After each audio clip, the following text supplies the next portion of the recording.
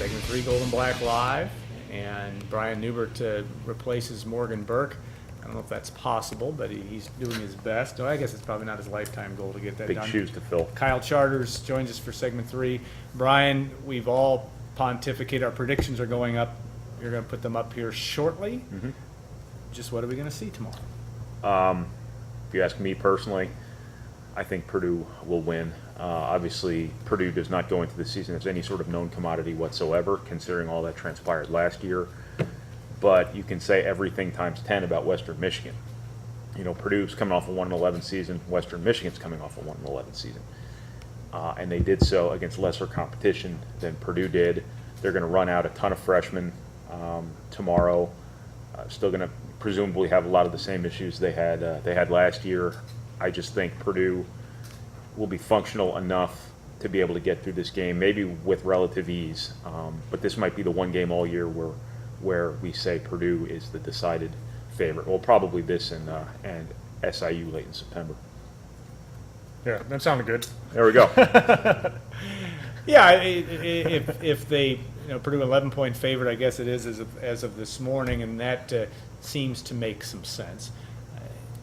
Who else, of all the guys that you're looking to watch, and I know you talked about it on the radio show today, but who are you most interested to set eyes on in a game situation? Jenny Etling. I think obviously there's going to be some situations this year where I think Purdue's going to go as its quarterback position goes. Obviously a lot goes into quarterback play, so Purdue's going to need to be able to run the football a little bit, going to need its receivers to catch the ball, going to need its offensive line to obviously give the quarterback time to make those throws. But I think you'll see progress from Etling just off sheer experience alone. I think he'll be a little calmer, a little bit more poised. I think the sideline will help him a little bit and run more of an offense that'll suit him a little bit better, get the ball out of his hands quick. That's on him as well. I think Purdue's going to do everything it can to get those two fast running backs out in the open field. Tried to last year, didn't work. I think now you have an off season and some experience at the quarterback position, puts you in a little bit better position to actually do that. Kyle, who do you think? I think they do need to complete some passes down the field. I don't know if they necessarily have to do that to win tomorrow, but at some point they have to, and we haven't seen them do that a whole lot during the last month of practices, I don't think. So if you're going to try to hit big plays with Mostert, Hunt, it's going to become harder and harder to do if you can't get the ball down the field a little bit. So to me, that's one thing that I'm looking for tomorrow. Yeah, I put, I think, in this morning on Channel 18 talking about Jawan Bentley. I'm just interested in seeing the linebackers play. To see, I guess it's a little bit of the fresh blood. I know Jalen Robinson, who played rush end, may not get to play all that much tomorrow, at least in maybe on special teams. But it will be interesting to see how Daryl Hazel, John Shoup, Greg Hudson use personnel and in what situations they use certain things, and to what effect and what ability that happens. I think when you have young talent, you're still balanced. You're still banking, I guess, is a term, on this team program getting better by the fact or the idea that they have talent coming in. You're going to get a chance to maybe see a few of them tomorrow. Yeah, I think what you do early in the season, anytime you're a coaching staff going to a year, use these early games to separate who can play from who can't play.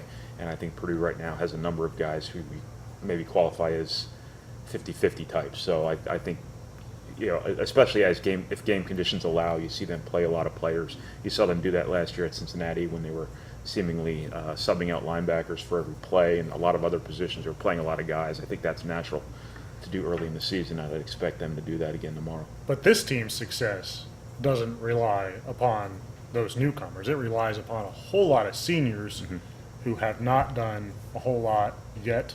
They have one more year in their careers. Guys that have been okay, but maybe not as good as what we predicted or a lot of people predicted they'd be when they were freshmen.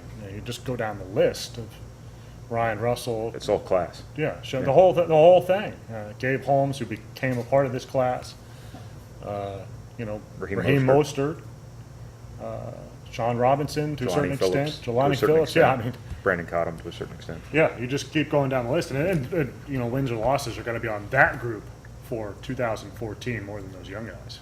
Seniors and sophomores, very important this year. Yeah, no question with this group. I know recruiting, it's going to be light in terms of guys coming in, and the fact that these noon starts, and kind of a little bit maybe how Daryl Hazel does things in the world of recruiting.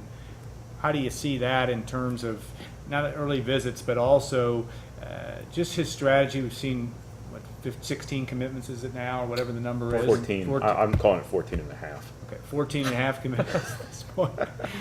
What does that all mean for all of us, for the rest of us that are trying to figure it out? What, the 14 and a half? Well, just how he's gone about the Never fact make that they're a little bit ahead of pace, and what does that mean for visits and leading into National Signing Day or this season? We're going to see more of them later in the year, or do you not really know? I would say they're ahead of their pace. 2 weeks ago, Darrell Hazel said he wanted 11 by the start of the fall.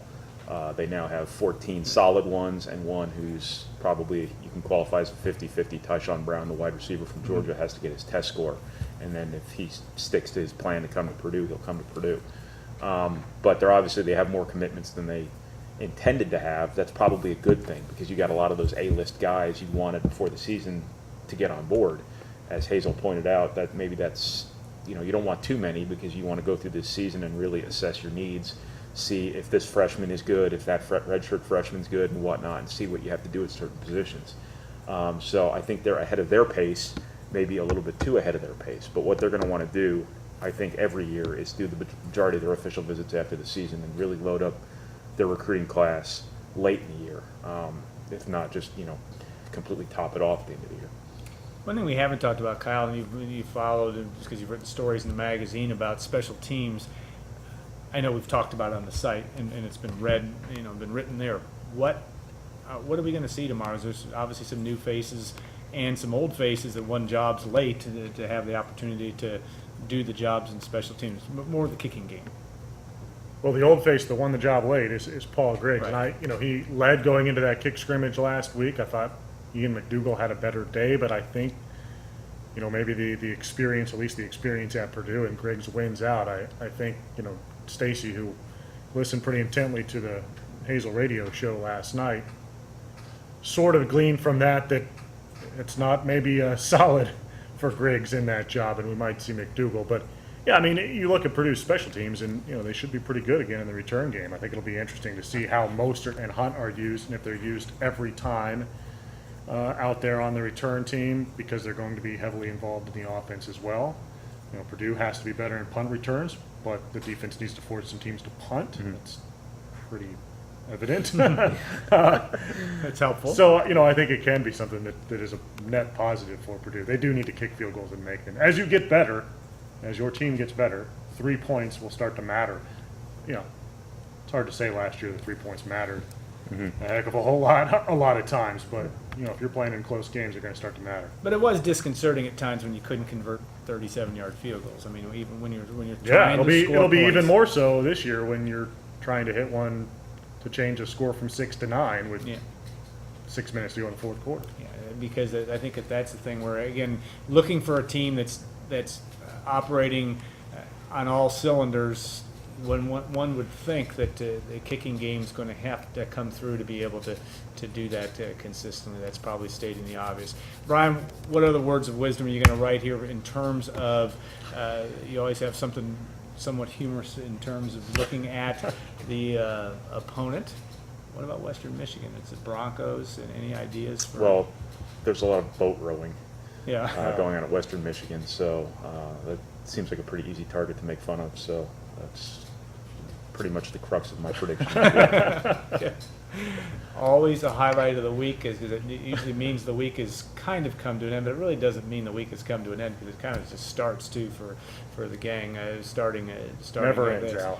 It never seems to from that standpoint. And I think that that will be the good thing for all of us, and no one cares how we feel about things during football season, but it would be nice to have some games in October and November where you have some real analysis and some things where you have to really think about who's going to win the game. Well, I always equated it last year. Everybody was upset about coaching decisions like timeouts and whether they should be going for it here or there.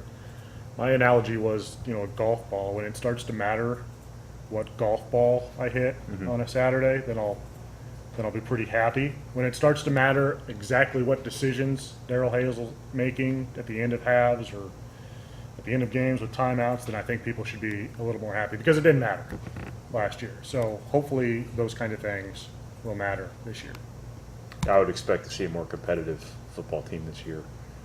You would certainly hope for Purdue's sake they are a more competitive football team. I think they'll be a little bit more physical, although I don't think they're anywhere near arrived in that sense. But experience alone, I mean, we've been writing about this all offseason. Experience alone can't help but make you better. And experience comes in many forms, not just the guys actually playing, but the fact these coaches have coached these guys. I mean, I don't think it should have taken a year for a coaching staff to figure out what this guy can do, what that guy can do. But I think now that they've gone through that, and have gone through a whole offseason, gone through a whole second spring ball, and now a whole training camp, I would have to think that, you know, there's a better relationship between sideline and the guys between the sidelines in terms of this side knowing what this side wants and this side understanding what this side can do. All right, Stacy's putting her chair away, so it is time to go. No, it is time to go because it's 3 o'clock, and we very much appreciate all of you joining us. We are going to do this weekly. Next week's guest, Dave Revson from the Big Ten Network, and it may just be him and I talking in segment 2, but we're going to talk about his book and the kind of a history of college football 1889 to 1916. It really is an interesting book in terms of parallels to what we see today. Dave will join us as well, and we will be breaking down Purdue's Western Michigan game and Purdue's upcoming game against Central Michigan a week from today at 2 o'clock. All right, stay tuned. Also, Golden Black Radio. If you get a chance to download and drive, you'll have a chance on your coming way to Ross-Ade Stadium to be able to enjoy that. I want to thank our sponsors, Hilton Garden Inn, State Farm agent Trent Johnson, Triple X, John Basham, and the folks at Basham Rentals. And, of course, Allie, back in the back room, had sent us all the questions today. Gordon and Kim. Gordon really liked the new website, too, or the new page. It's new and improved, and we'll have all 3 segments put up tonight within about the next hour or so on goldenblack.com and WLFI.com. So look forward to seeing you a week from today on Golden Black Live.